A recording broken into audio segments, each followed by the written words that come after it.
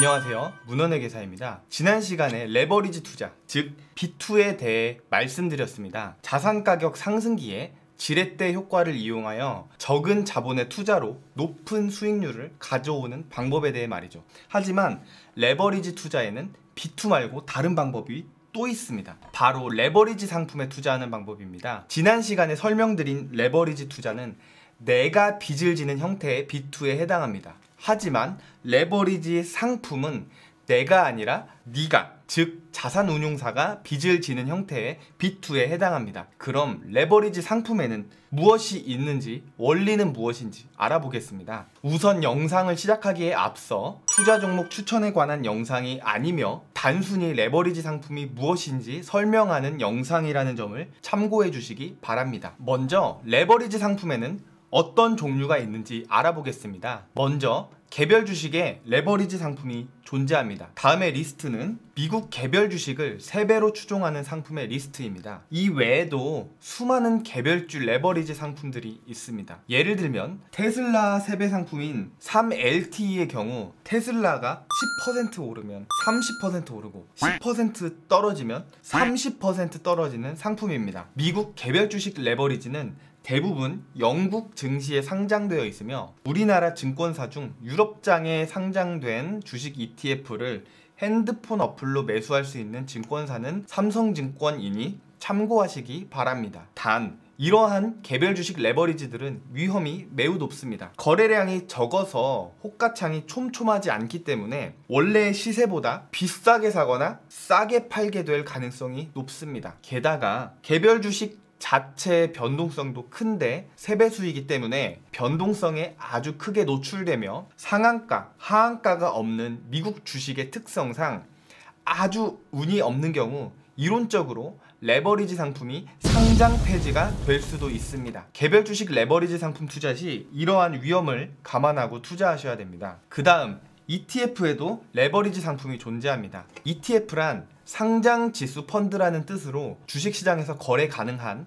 거래 목적의 펀드 상품입니다. 한국의 코스피 200 지수, 코스닥 150 지수, 미국의 S&P 500 지수, 나스닥 100 지수 등을 추종하는 상품들이 ETF에 해당합니다. 물론 자동차, 은행, 헬스케어, 반도체, 정보통신 등 특정 섹터별로 지수를 만들어서 이를 추종하는 ETF를 만들 수도 있습니다. 포트폴리오 이론에 대해서 공부하게 된 투자자들이 ETF를 점점 더 선호하게 되면서 더 많은 종류의 ETF가 출시되고 있고 이에 따라서 ETF를 레버리지로 추종하는 ETF도 많이 출시되었습니다. 다음의 리스트는 미국 ETF를 3배로 추종하는 상품의 대표적인 리스트입니다. 이 외에도 수많은 ETF 레버리지 상품들이 있습니다. 정방향으로 추종하는 레버리지, 역방향으로 추종하는 레버리지 모두 존재합니다. 다음의 표는 미국의 나스닥 100 지수를 1배수에서 3배수까지 정방향,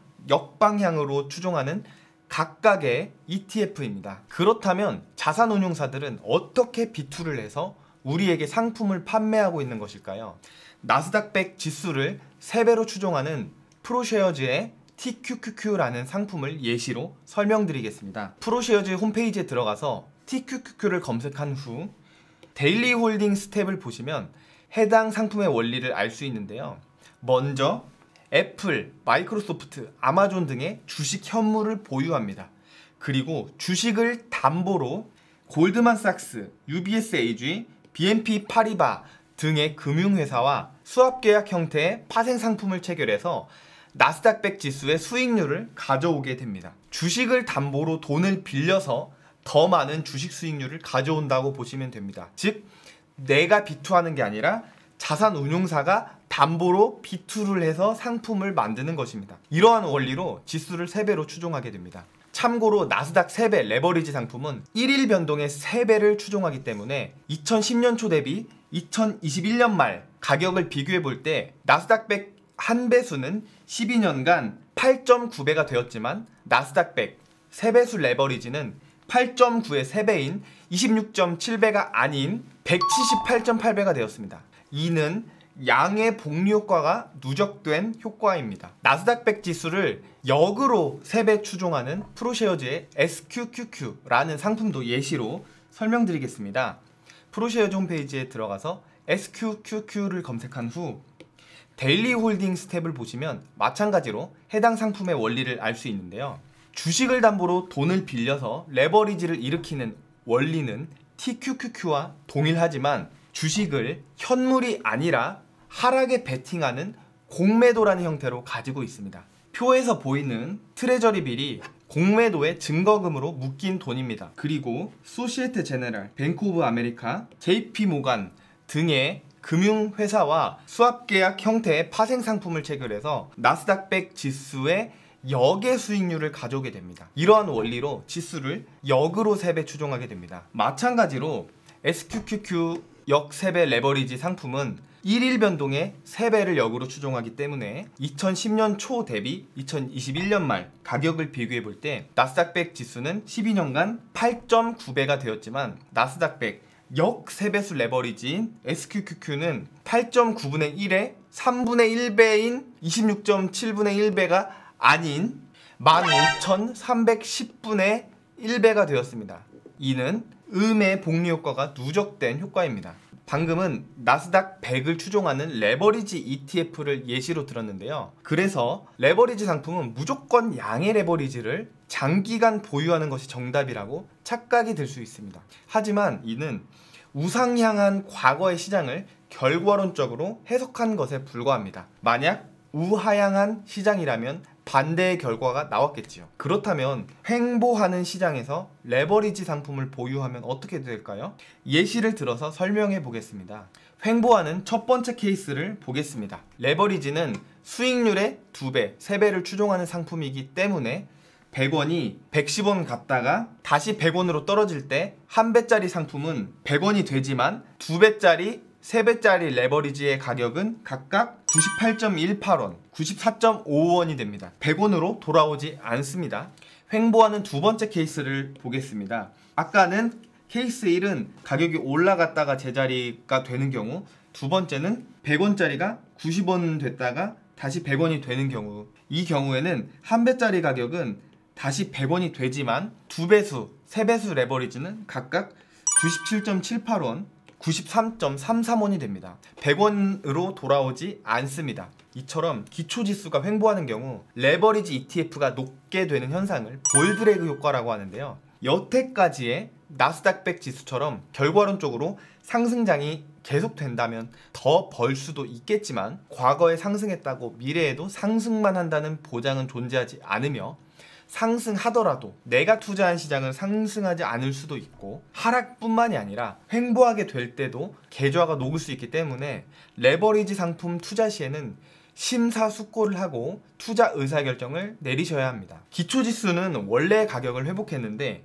레버리지에 투자한 내 계좌는 본전 회복을 못하면 슬프잖아요. 그럼에도 사람들이 레버리지 상품에 투자하는 이유가 있다면 박스권을 횡보하지 않고 장기적으로 계속적인 우상향을 하는 경우에는 볼드레그 효과를 상쇄하고도 남는 양의 복리 효과가 존재하기 때문일 것입니다. 하지만 타이밍을 잘못 잡아서 음의 복리 효과를 맞아버릴 수도 있지만요. 가끔 야수의 심장을 가지고 더욱더 위험한 투자를 하는 사람들도 있습니다. 은행에서 돈을 빌리는 레버리지를 이용해서 TQQQ 등의 레버리지 상품을 구매하는 것이죠. 즉 B2의 B2를 하는 것입니다. 결과론적으로 자산 가격이 상승하기만 한다면 수익률은 훨씬 높아지겠지만 따서 갚으면 되잖아 라는 리스크가 아주 높은 위험한 생각이니 투자 전에 심사숙고하시기 바랍니다. 가상화폐라는 자산이 등장한 이후에 주식이 마치 안전자산처럼 보이는 착취 현상이 발생하기는 하지만 주식은 원래 한 배수도 그 자체로 변동성이 높은 위험자산입니다.